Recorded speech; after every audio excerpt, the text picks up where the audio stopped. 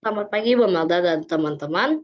Nama saya Harvest. Hari ini saya akan mempresentasikan sebuah kasus yang terjadi di Indonesia, yaitu pengeboman di Gereja Katedral Makassar. Kita mulai. Pertama, saya akan mempresentasikan tentang latar belakang yang terjadi di kasus tersebut. Kapan kasus ini terjadi? Pengeboman di Gereja Katedral Makassar terjadi pada tanggal 28 Maret 2021, pada saat perayaan Minggu Palma. Di mana kasus ini terjadi?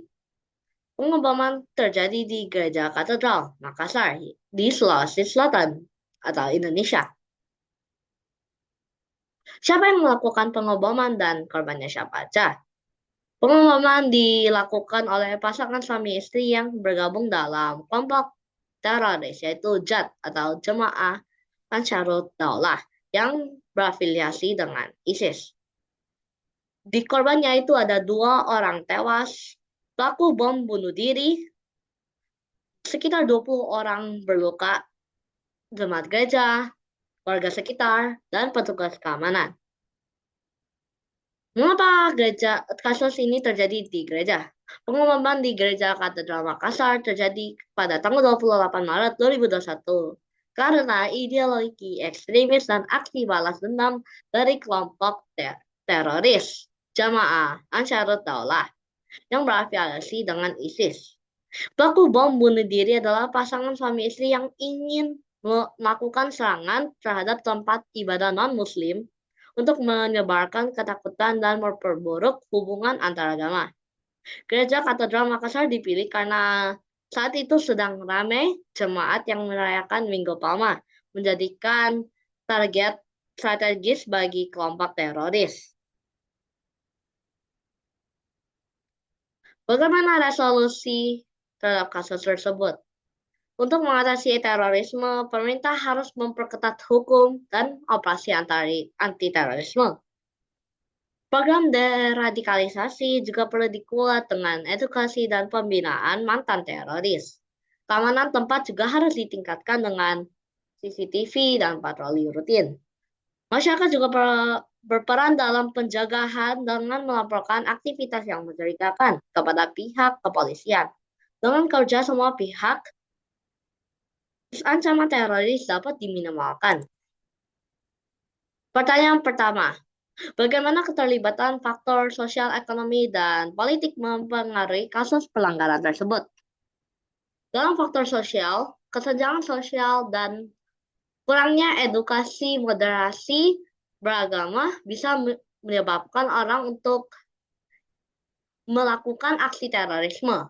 Rasa intoleransi dan radikalisme juga bisa membuat orang melakukan kejahatan.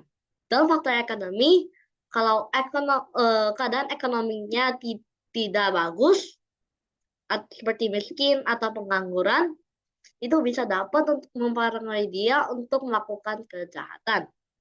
Dan faktor politik, pengaruh gerakan tertentu atau kelompok politik yang mendukung atau membiarkan berkembangnya paham radikal itu bisa membuat orang lain juga terpengaruh dalam melakukan aksi terorisme, seperti pengeboman yang terjadi di Makassar.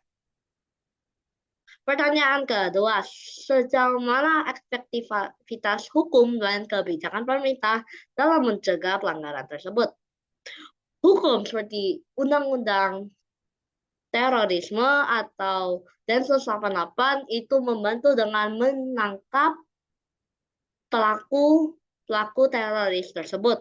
Dan tetapi sel-sel terorisme itu sangat sulit untuk deteksi. Pelanggaran atau hukuman berat sudah diterapkan, tetapi tidak sepenuhnya mencegah aksi terorisme yang terjadi di Indonesia. Kebijakan pemerintah, aksi deradikalisasi atau pengawasan berjalan itu tidak semua mantan teroris sudah berhasil kembali daripada radikal. Tetapi kampanye moderasi beragama sudah digalakan, tetapi butuh lebih banyak pendukung masyarakat. Pertanyaan 3, bagaimana peran media dan masyarakat sipil dalam mengungkap dan menekankan kasus pelanggaran hak yang dilakukan oleh institusi negara maupun korporasi? Peran media dan masyarakat.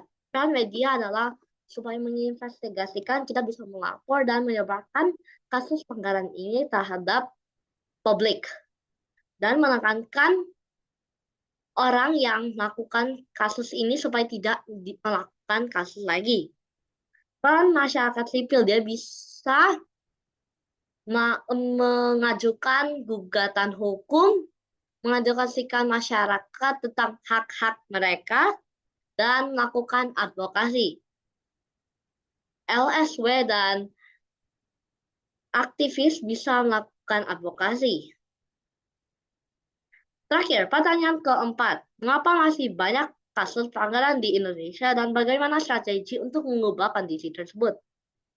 Alasan pertama adalah kurangnya pengawasan. Pengawasan itu sangat penting. Kalau tidak ada pengawas, orang bisa saja melakukan kasus pelanggaran lagi.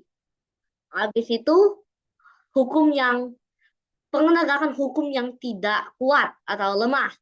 Hukum ini bisa saja tidak dipatuhi oleh orang lain dan korupsi masih bisa terjadi di lembaga hukum karena tidak kuat hukumnya. Terus ketiga itu kesadaran manusia, kesadaran publik. Kita tidak sadar akan apa yang terjadi dan kita tidak berani untuk melaporkan pelanggaran. Jadi strategi gimana kita bisa berubah, mengubah kondisi Indonesia sekarang, kita bisa menguatkan atau menegakkan hukum yang lebih ketat supaya manusia lebih mematuhi hukum tersebut. Kita harus mengawasi setiap aktivitas yang dilakukan oleh manusia dan kita harus mengedukasikan manusia supaya mereka sadar dan mereka tahu, mereka berani untuk melaporkan pelanggaran. Kesimpulan, jadi aksi terorisme atau aksi hak-hak lainnya sering terjadi di Indonesia karena penegakan hukum yang lemah, pengawasan yang kurang, dan faktor sosial ekonomi. Kita harus memiliki strategi dengan menegakkan hukum yang lebih kuat, lebih ketat, mengawasi lebih banyak. Kita bisa mengedukasikan orang lain, dan kita juga bisa harus memiliki transparansi dan akuntabilitas di berbagai sektor. Berdasarkan tadi, data-data tadi, hukum dan kebijakan pemerintah sudah ada, sudah dibuat, tetapi kita harus ada deradikalisasi dan kita harus mencegah pakai berbagai cara.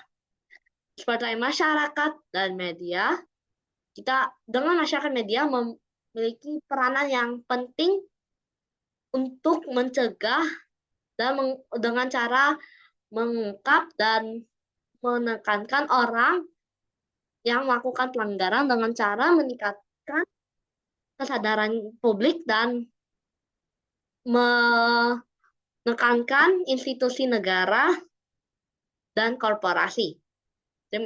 Terima kasih Ibu Melda dan teman-teman sudah mendengarkan presentasi saya.